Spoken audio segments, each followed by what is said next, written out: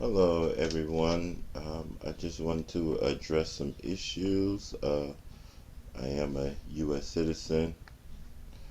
I was born and raised in the U.S., so are all four of my grandparents through birth, which is on my birth certificate, which is on the U.S. Census every decade. All right. Um, I just want to clear up some things here dealing with the contributions my lineage has brought to the U.S. and the failure and the dysfunction that was given to us by specific policies through the U.S. government. All right, fair use, fair use. What about the electoral college? So your vote doesn't matter. That's only one slot on your ballot sheet. The onus for each vote is on the candidate, not the voter. Each candidate comes. You got these candidates that come to your Negro schools and churches begging for your vote, but when it's time for policies and subsidies and set asides, it's for everybody. All right. You have many slots on your ballot sheet, not just one. So yes, you do have the electoral college. The electoral the we could get into electoral college. I really don't. This video is gonna be long enough. Um, the electoral college is winner takes all for each state. So, but that's based on the most votes in that state, the most votes in that district. So you still have to vote. If Missouri gets less votes for a candidate, then through the normal voting process, like every other slot, every senator and city council and governor and mayor position on your ballot sheet, then you don't get that electoral college. Now there's a way that through the electoral college that someone could like override that or never mind that, but so far throughout the history of the U.S., 99% of the time, the majority of that district, the majority of that state, that's what electoral votes went to. It's just that winner takes all in that state, as opposed to just going with the overall popular vote, overall summation of from end to end, from Miami to Seattle, from San Diego to Boston, the 4 points, all encompassing votes. And you total that up. So yeah. All right. Number two, you need 220 congressional votes to get a bill passed, or 280, whatever that number is. You have to reach that number to get a bill passed. Uh, Same as number one, you can still hold your politician accountable for their congressional floor vote. Also, uh, chattel slavery. Oh, you need all these votes. Then what happened with chattel slavery? What happened with Jim Crow? How did that get passed? Or civil rights, the civil rights movement. How did that get passed? How did anything get passed? We still be slaves right now. We still be drinking out of Caucasian versus Negro water fountains and all this other stuff. So obviously that there are still policies that you could advocate for with your vote and with your advocacy. Um, Holding politicians accountable, holding the government accountable to the terms that they use in the U.S. flag and the U.S. anthem. Um, Hold them to those words in the national anthem, in the flag, and the things that they say.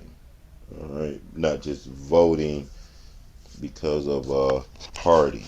You're supposed to vote off policies, not party or not personality. All right. The U.S. can't afford to pay reparations. Not true. I have slides for that. This is from the New York Times. The History Channel has an article from the History Channel, so it's not a video or anything. But there's several. I got a video with that I won't be playing here. Because I'm not playing any videos. I'm just doing screenshots. But there's I got links for everything that I'm saying here. I got articles from USA Today and those level of the ilk of media, of journalism, of reporting, CNN the Guardian, and all these other but these specific screenshots, because I do got videos and everything else from all these different types of respected and verified media and journalism publications. These screenshots are mostly charts from the Federal Reserve, the IRS, the Department of Labor. Okay, so but yeah, the U.S. Treasury is not ran off taxes. Also, the U.S. is a sovereign monetary nation who is no longer on the gold standard as of the mid 30s. All right. Um, I got to pull up the article. I could definitely give you the exact year. I believe it's 1933, but nevertheless. Number four, what that's coming out of the taxpayers' bucket. Again, same as number three. The Wuhan, the the pandemic. There was money that was given to U.S. citizens in the summer of 2020, and that money just basically came out of thin air. It didn't come out of taxes. The government just gave out money because they had to shut everything down. They had no choice due to the pandemic. Um, it had nothing to do with taxes, and that's the way it's been working for decades now. So people just not aware of that. They look at the U.S. government as your household expenses, kitchen table. Okay. Education is why the racial wealth gap is so wide. The income, especially the wealth stats by education and race, shows that has not helped. I have charts. I have charts. Negroes don't work hard. Number six. Evidence of the contributions, the obstacles in the 400 years they have been in the U.S. shows this is far from true. No U.S. citizen, Caucasian or Negro, especially those who have been in the U.S. 7 generations or more, can outwork an immigrant coming from a third world situation. So that first gen immigrant coming from a third world type economy and infrastructure is not going is going to outwork a U.S. citizen, particularly those who've been here 4+ generations, 5+ generations, whether that's Negro or Caucasian, whether that's the educated immigrant. They're gonna outstudy, outwork hard. They're not gonna be watching MTV and all this other stuff. No one watches MTV no more, but you know. And the laborer, they're gonna work from sun up to sundown, have to pay, work twice as hard. So don't just put that only on Negroes. All right. Number seven, there are poor Caucasians also, which is true. There's always been poor Caucasians, even during chattel slavery, but not the average. On average, the median Caucasian wealth is 134K. The average Negro wealth in the U.S. is 11K. So very, very large wealth gap, and that's actually have widened in the last 20 years. So it's not like it's been close. It was closer in the 90s. Wow. The 90s was a good decade, huh? Music and movies and all right. We don't want to go there. That'd be another 2 hours. All right. Number eight, class policies will fix the racial wealth gap. Okay. So if I got 8K and you got 3K, and we both get 7K, then that means now I have 15K and you got 10K. That's not closing the wealth gap or the income gap or any of the sort. Um, Policies isn't how you improve wealth. Every group of people, no, number 9, every group of people get welfare and subsidies, including the rich. Um, uh, Gender and sexual groups, and racial groups, and religious groups, and um, class groups, which would be the rich, poor groups, which would be the poor, welfare, actual welfare and food stamps, right? Policies is the science of who gets what, when, where, and how. Politics is the distribution of how resources are allocated. All right, I'm missing one here, so that's fine. So, politics is the science of who gets when, what, where, and how, and politics is the distribution of how resources are allocated. I got one more I wanted to get off on that tip, so hopefully I got it here. Okay.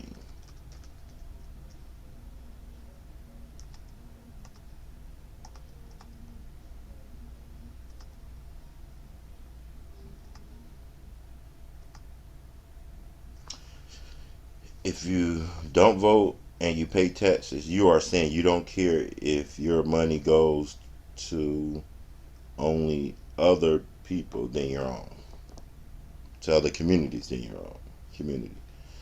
Government is the game, and politics is how it's played.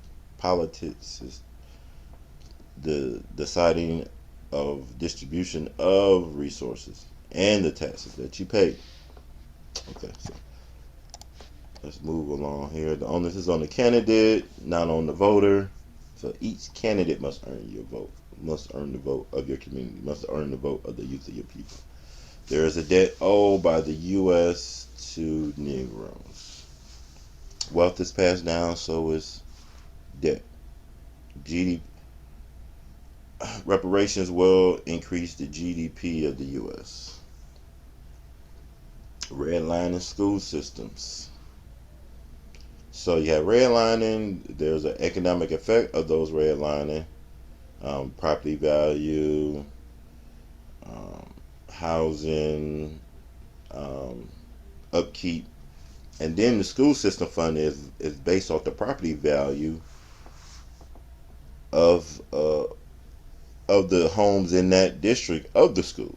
So first, so they so the government um, signed off or sanctioned on redlining, didn't resolve that redlining that they interfered with, and then base public school funding off of property value. So something must be done to redress that. Negroes are the only group of people who have fought in every war, fought for the U.S. in every war. Negroes are the only group of people who has fought for the U.S. in every war. All right, never bombed Hawaii or New York, or fought for the Confederate, which is the Civil War, which is anti-U.S.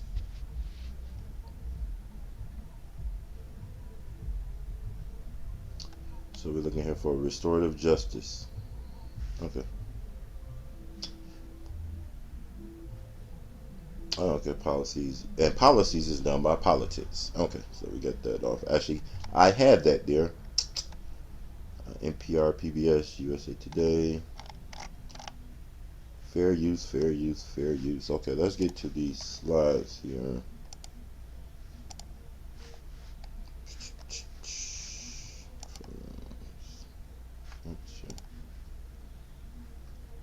All right, here we go. Let's see, we could blow through this stuff here. This is going to be a while. So much information. so much data and info. Declining wages and salaries over the last 7 decades. Look at that. Pay has gone down for U.S. citizens in the U.S. So corporations have taken that. Median wealth by education. Look at here. The wealth.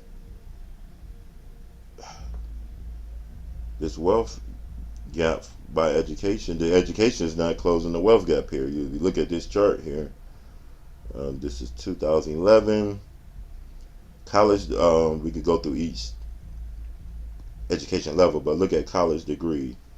23K for Negroes, 180K for Caucasians.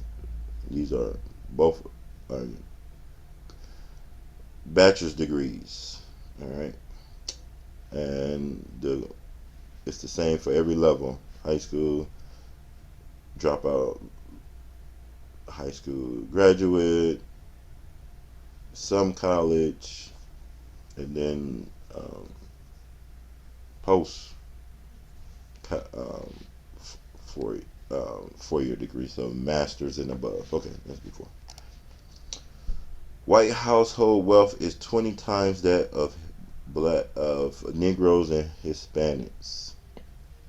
And then if you look at here during the Obama administration, white wealth has grew in his 8 years, whereas Negro wealth did not. See that there? See how Caucasian wealth shot up in that 8-year period? It shot up every year, but including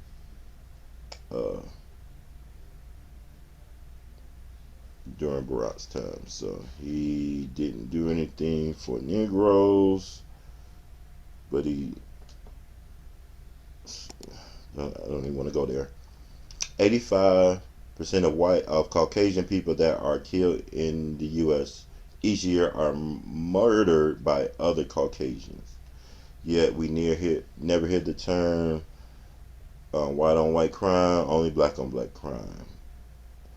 This is a term that's been coined specifically for Negroes to create feelings of self-hatred and disunity within our own race. It's a tactic to divide and conquer.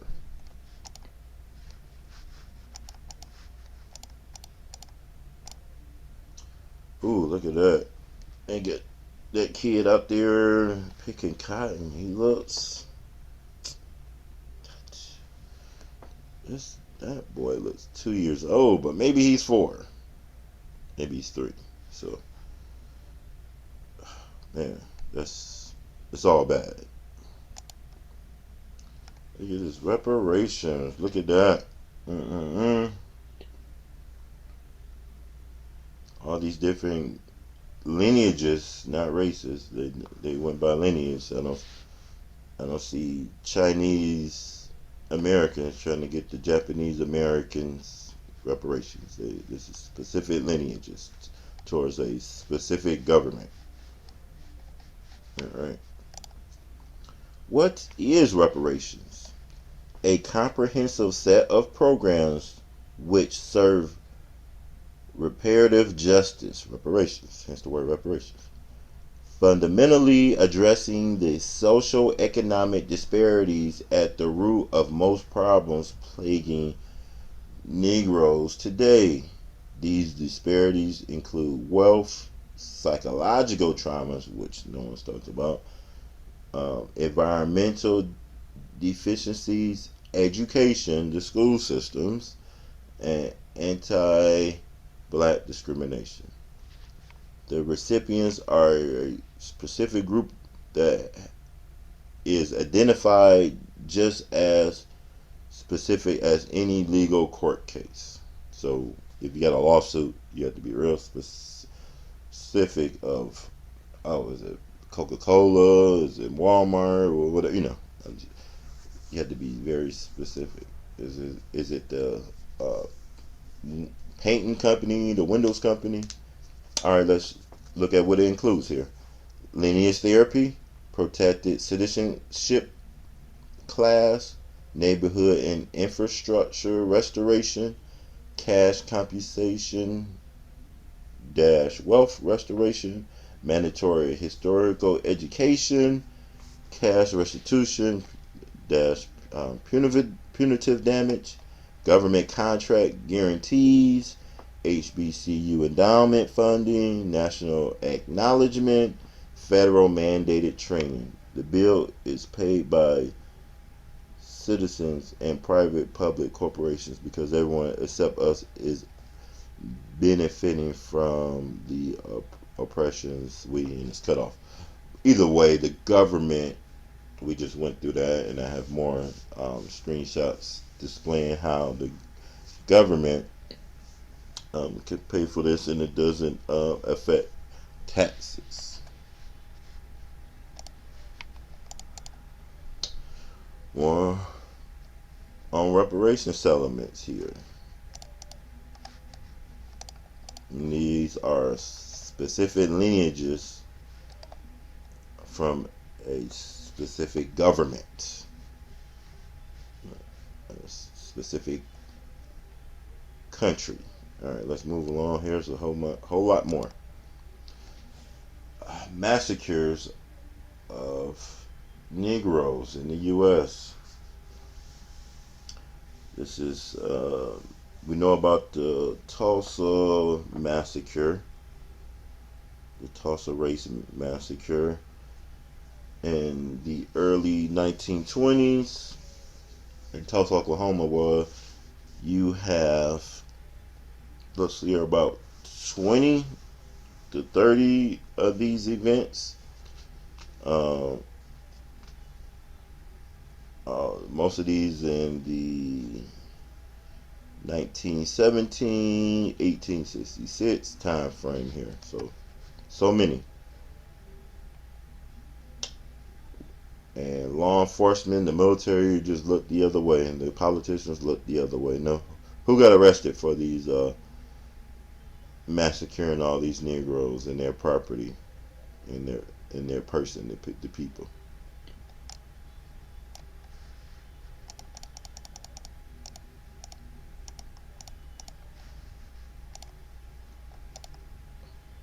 What's the matter? It's the same distance. So yeah, you had a hurdle. You had to work hard. You had to get up in the morning. But did you have all this though? And then they look at you like, what the heck is wrong with you? Are you slow? Are you stupid? Are you lazy? If your family arrived in the U.S. using this mode on the right, and not on the left, you're not qualified for reparations. So if you volunteered and you got here through Delta Airlines, and the like, and you chose to come here, that's different than when you were brought here in chains, enforced. There's four types of people here in the U.S.: immigrants, indigenous, colonizers, and slaves. All right, here, let's look at this payout that the U.S. is giving all these other countries. Look at the money they're giving all these other countries. So many, so many. Colombia, this is yearly, annually now, 518 million. Jordan, 1.5 billion. Okay, but it's over, there's about 50 countries listed here. China, 53 million. Jamaica, 43 million. South Africa, 511 million. Iraq, 3.7 billion. Okay. Russia, 186 million. Turkey, 153 million. All right, let's move on here.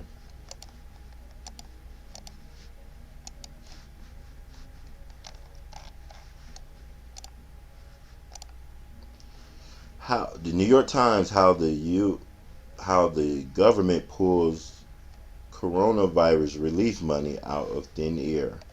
Once fringe ideas in economic theory are now nearly official policy as government borrowing surges and the Federal Reserve signals it could buy unlimited debt.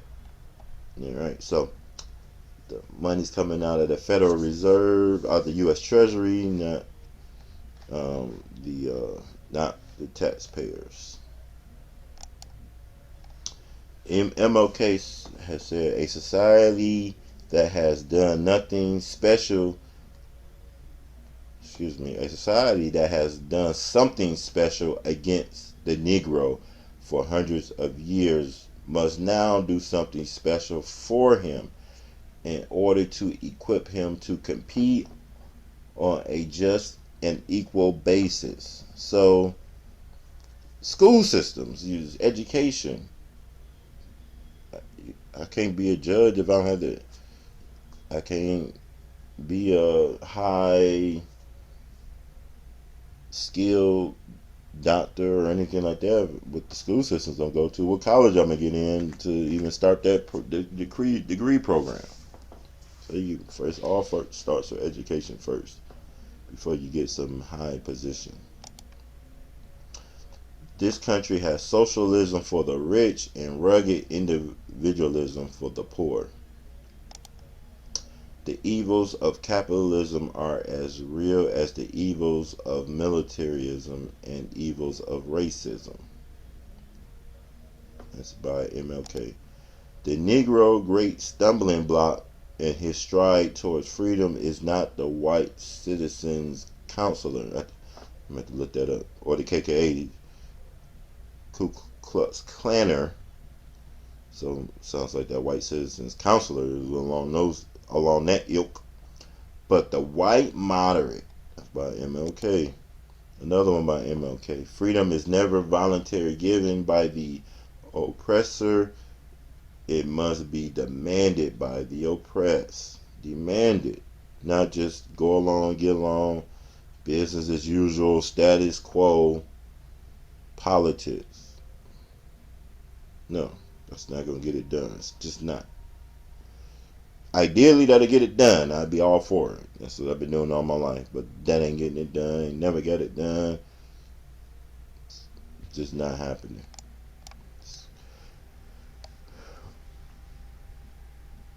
Report no progress for African Americans on home ownership, unemployment, and incarceration in 50 years. So since MLK died, home ownership has not gone up.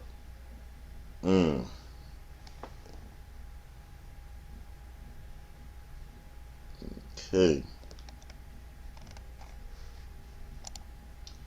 Malcolm X here. The white liberal differs from the white conservative only in one way. The liberal is more deceitful than the conservative. Both want power, but the white liberal is the one who has perfected the art at opposing as the Negro's friend and benefactor. Alright, this is judging by the clothes in the car here. Looks like the 40s, but it could be the 50s, right? Could be the 30s also, but it looks like the 40s. This guy's in his church clothes here, or church type clothing, and he looks older, like he's in his 60s or something. This man right here looks like he's in his 30s or 40s, jumping on this man's back, and it's a whole 10 Caucasians in the back following him. Look like they ready to join in. Don't look like they coming over to break it up. So Negroes got tired of getting beat up and assaulted in church clothes. So if you're gonna beat me up and assault me, I'm gonna be out my gym shoes on, with my workout clothes, and we gonna throw down. But really, that's where. And then also we're doing weapons. We're not taking this madness anymore. I'm not getting beat up, and I'm damn sure I ain't getting beat up in my church clothes. So that's probably why you don't see too many Negroes in church clothes unless they're going to church or going to work at best, because you're probably not even gonna see it then. Lean on me school systems, funding and oversight and structure. Homes are out of control. They took the father out of home for food stamps. If you're a Negro, other people, groups of people, Caucasians who apply for food stamps, they didn't place the stipulation of no father in the home for the food stamps. So you got households, um, dysfunction, then the school system is dysfunction. You do that for decades on decades. Um, you you break down from this to this, and then you're not getting the proper education to even be able to compete for jobs that you could then later on be discriminated for, but you can't be discriminated for something you don't qualify for. And you're not qualified for it because mostly, if not you, all your family, your friends are undereducated intentionally, and it's intentional. How would Jesus feel about reparations? If you don't want the refugees seeking asylum in the U.S., then stop overthrowing their democratically elected governments and stealing their resources. It's not effing rocket science. So you got the U.S. government having the military and the likes, um, participating in regime changes in these countries and all types of madness. All right. The Freedmen's Bureau. I suggest you guys look that up. That's a specific group of people who built the U.S. The U.S. became the wealthiest nation off of the backs of free labor of the Freedmen's Bureau. Those people, that group of people. All right.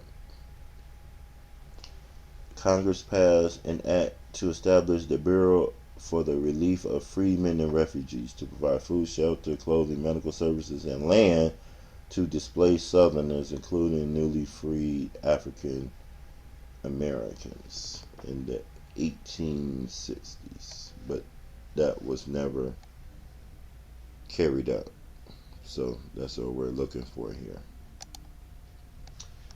Now, one thing you might want to take a look at here is equity versus equality. All right.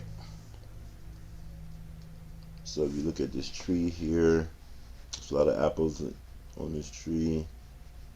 So that person will have to go on over on that side to get some of that, right? Now, over here, if we give her a taller ladder, because the apples are higher. But oh look, we got your taller ladder, but the side that you're on is still less resources. Now over here, so that's equity. Custom tools that identify and address inequality, but they're still not resolving the issue. Now we look at inequity, unequal access to the opportunities.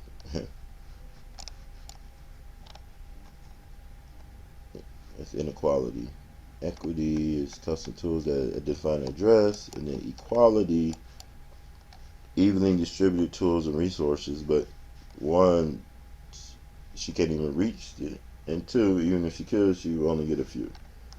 Now justice, fixing the system, keyword the system, to offer equal access to both tools and opportunities. So not just tools, not just opportunities, tools and opportunities. Don't give me the tools but no opportunity. They give me opportunities, but no tools. I'm not qualified for the um, audio tech position. I never went to school for it. So, for an example, for a random example, look at that. Another example of equity versus equality. Not everyone has the same needs there. And if you give everybody equal, well, look at that.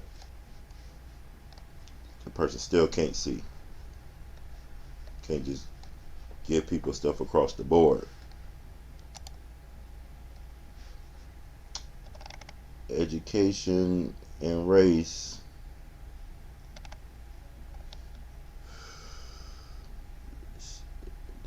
Education is not closing that wealth gap, you guys. It's just not. Duke, that's coming from Duke University.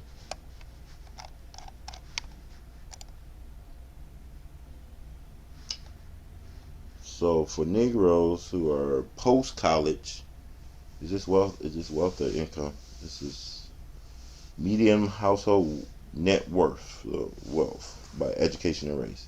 So Negroes post college is 141K, which is good. But then if you're a Caucasian post college, it's 455K. The gap is wide, and it looks like it gets wider the more educated everybody is. It gets even wider. So, and if you look here, Caucasians, what that is a high school dropout, is 82K versus a Negro who's a high school graduate. Oh, excuse me. Yeah, 82K versus a high school graduate is 6K. All right. And look at here. Forget about the same level of education. If you're Caucasian with a high school diploma, the median household net worth is 118K. Some college, a Negro with some college is 18K. So from 118 to 18. So college is not helping. A Caucasian with some college is 135K, but a Negro with an actual college degree is 70K. So even if you're more educated, you're gonna have less median household net worth on average. Some not, right here. College is not a cure for wealth gaps. Brookings. This is from Brookings, 2017. Excuse me. Medium net worth in thousands as of 2016. So this right here. Go over that. We're gonna move along here. College educated households in their 30s. So medium income. Now this is in between 91 and 09, right? To sum it up. For people who are college educated in their 30s. Negroes, you went up 7% to take you to 76K. Caucasians, you went up 13% to take you to 114K.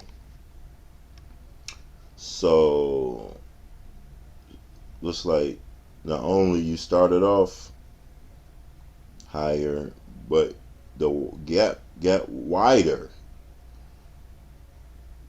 So Negroes only went up 7% with their education, with income, and then Caucasians went up 13% with their education. So the more you got educated, Caucasians got even more. than before they was educated. Okay. Household with college grads in their 30s. Again, from is this one is 89. So basically from that or the early 90s or late 80s to 2019. So this is a 30-year time frame here. Negroes went down 84% with their net worth. So now it looks like you're talking about student loans here. So you just dump student loans on the Negroes who can't afford college because of these other policies. You go from 50K to 8K, and then Caucasians went up 17% from 118K to 138K. Federal Reserve data. Median net wealth. The median net wealth is in the U.S. for Caucasians is 134K. For Negroes is 11K. Median household income 2012 for Caucasians is 57K. For Negroes is 33K. The Color Money, Black Banks and the Racial Wealth Gap. So this is a good book here. This gets into how black banks have not really helped the racial wealth gap either, and the book also explains the why. Racism has cost the U.S. 16 trillion Citigroup fine. CBSNews.com.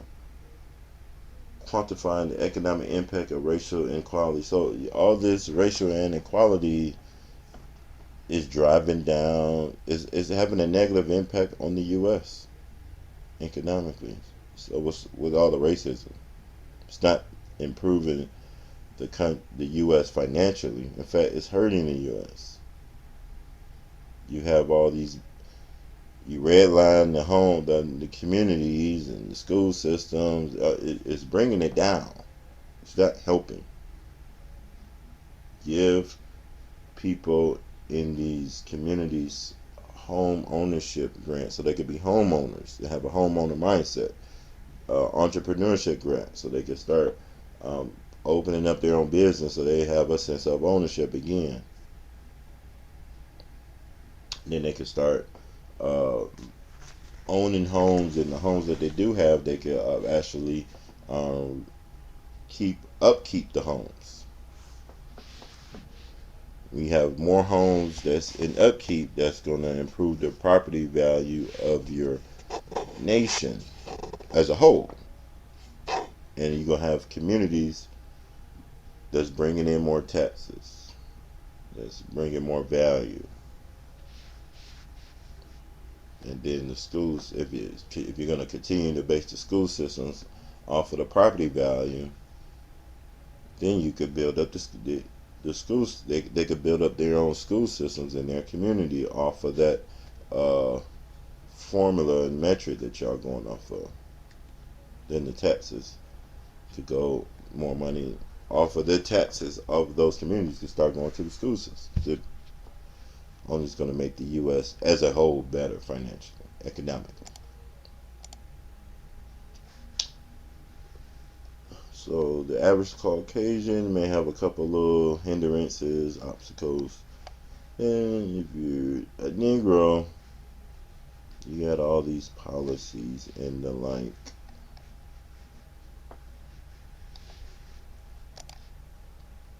Municipal disinvestment. So if you Google benign neglect, municipal disinvestment will come up. That's a policy started during the Nixon administration, and that's basically to ignore the Negroes as far as policy for their community, specifically will specifically help their community kids and their school systems. And it's still being applied today. Fortress, Black in America closed to Africans. So it's a fortress going on here. Black in America, closed to Africans.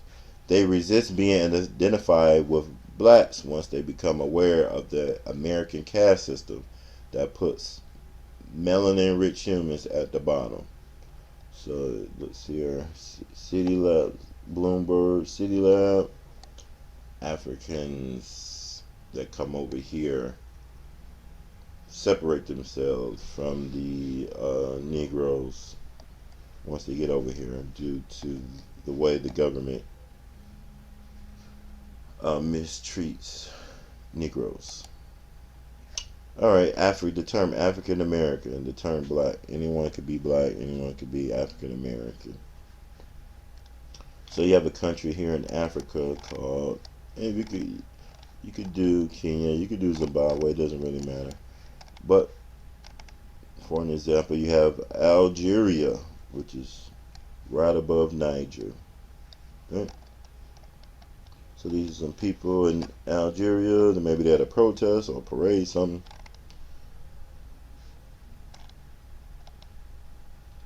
Okay, so let's say you got this nice looking lady right here and this rambunctious gentleman right here. Let's say they come over to the US and then to visit or to stay, and then they have a baby. That baby will now be a US citizen. That baby will be an African American because it was born in America, and both of that baby's parents was born and raised in Africa. So they have a baby,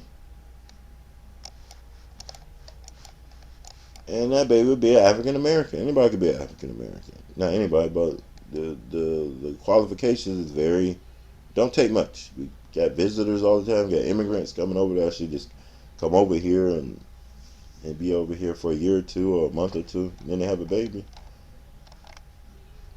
It takes less than a year to have a baby. The pregnancy is 9 months. The inception, I can't even think of the right word right now, takes an hour at best. So the term African Americans is not defining enough for a specific group of people who've been here for uh, double digit generations and built the U.S. CARICOM, a conglomerate of 15 Caribbean nations established in the mid 70s dedicated to the preservation of the identity and culture of the Caribbean people. In addition, the pursuit of social and economic justice, the eradication of poverty, and the promotion of the development of technology. And most importantly, the pursuit of reparations specifically for Caribbean people. So CARICOM do not include Freedmen, ADOS, FBA, or Negroes. They don't include them in this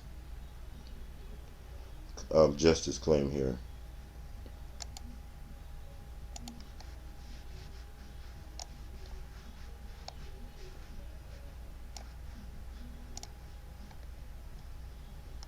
All right.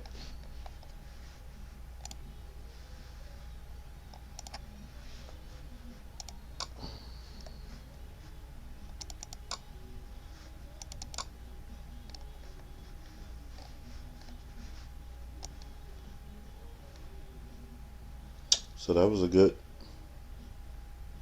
breakdown here. We're pretty much done. About to close this thing out.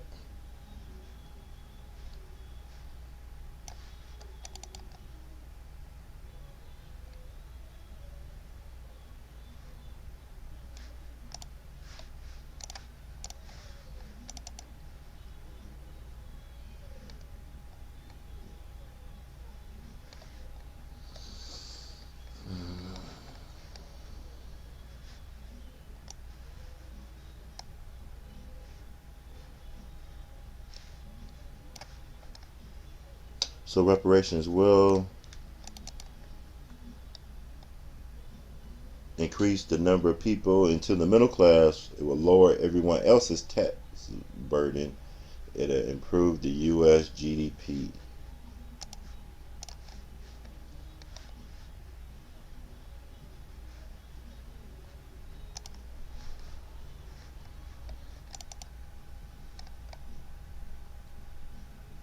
All right. Each of these policies was either signed off or sanctioned by the U.S. government.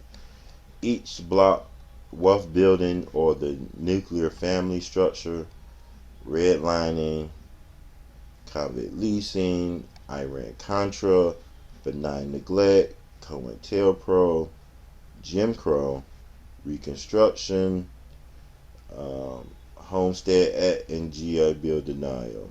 Then you add the welfare stipulation of no father in the home, only on them when they apply for food stamps. Police escalating the interactions of U.S. citizens when they are Negro. All right.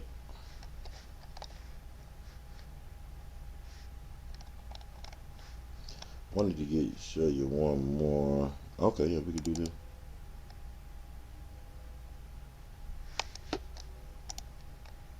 Okay, vote every year, city, state, federal, primary, general. Only select the candidates who have a history of standing on tangible, specific policies for the U.S. citizens as opposed to Wall Street. Make every candidate earn your vote. If you are going to ignore my community, you don't need my vote to co-sign it. That way, you're not disenfranchising yourself by not voting. The onus is on each candidate. You can leave any slot blank, pick third party, or write in to show you we mean business, to show you're engaged. Right? You don't have to vote for any two candidates. Force their hand to vote. To vote their way. If you run for office and then you're against Kimberly, okay, you get 2K vote, she get 3K votes, so she won. Well, it was 8K of people who was eligible to vote.